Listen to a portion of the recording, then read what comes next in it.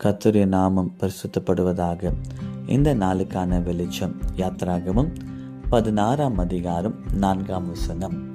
அப்பொழுது கர்த்தர் மோசேயை நோக்கி, நான் உங்களுக்கு வானத்திலிருந்து அப்பம் வர்ஷிக்க பண்ணுவேன்.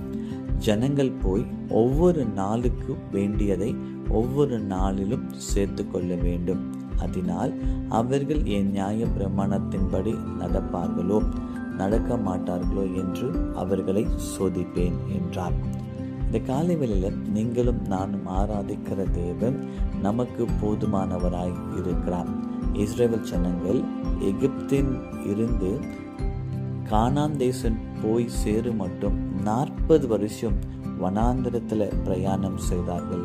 இந்த வனாந்திரத்தில் இவர்கள் விதைக்கவும் இல்லை, அறுவடையும் செய்யவும் இல்லை என்று வசனம் சொல்லுகிறது. அப்போ 40 வருஷம் கர்த்தர் இவர்களை போஷித்தார். ஆனால் என்னாகமும் 11ஆம் அதிகாரம் 6ஆம் வசனத்தில் சொல்லுகிறது, இந்த இஸ்ரவேல் ஜனங்கள் இந்த மன்னாவை அற்பமாய் எண்ணினார்கள். ஏன் இவர்கள் இந்த மன்னாவை அற்பமாய் எண்ணினார்கள் என்றால், இவர்கள் எகிப்தில், அதாவது அடிமைத்தனத்தின் வீடாகிய எகிப்தில் சாப்பிட்ட மச்சங்களையும் அங்கே சாப்பிட்ட இறைச்சியும் யோசித்து இங்கே கர்த்தர் விடுதலையாய் சுதந்திரமாய் கொடுத்த இந்த மன்னாவை என்ன செய்தார்களாம்? வெறுத்தார்கள். நம்முடைய வாழ்க்கையில கூட பல நேரத்தில் கர்த்தர் தருகிற மன்னாவை வெறுத்து உலகம் தருகிற மச்சங்களையும் உலகம் தருகிற ஆசீர்வாதங்களையும் நாம் நேசிக்கிறோம்.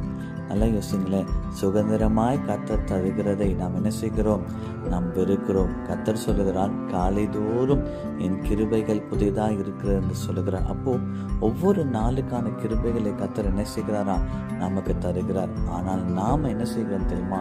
அந்த கிருபையை விட்டுட்டு, அந்த கிருபையை மறந்துட்டு, இன்னொரு விதத்தில் சொல்ல வேண்டுமானால் அந்த கிருபையை அற்பமாக எண்ணிட்டு உலகம் தருகிற அடிமைத்தனத்தின் சாப்பாட்டாகிய இந்த உலக ஆசீர்வாதத்தை தேடுகிறோம். இந்த மன்னா இவர்களுக்கு போதுமானதாக இருந்தது. 40 வருஷம் நடந்தார்கள், ஒருத்தருக்கும் ஒரு குறைவும் இல்லை. அப்போ இந்த மன்னாவில் இவர்களுக்கு தேவையான எல்லா ஊட்டச்சத்துக்களும் இருந்தது.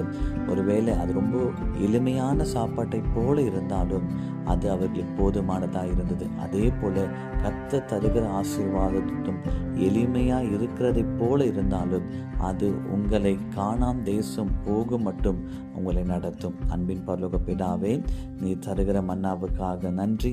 தினந்தோறும் உங்களுடைய மன்னாவினால் எங்களை ஆசீர்வதிங்க. இயேசுவின் நாமத்தில் பிதாவே, ஆமென், ஆமென்.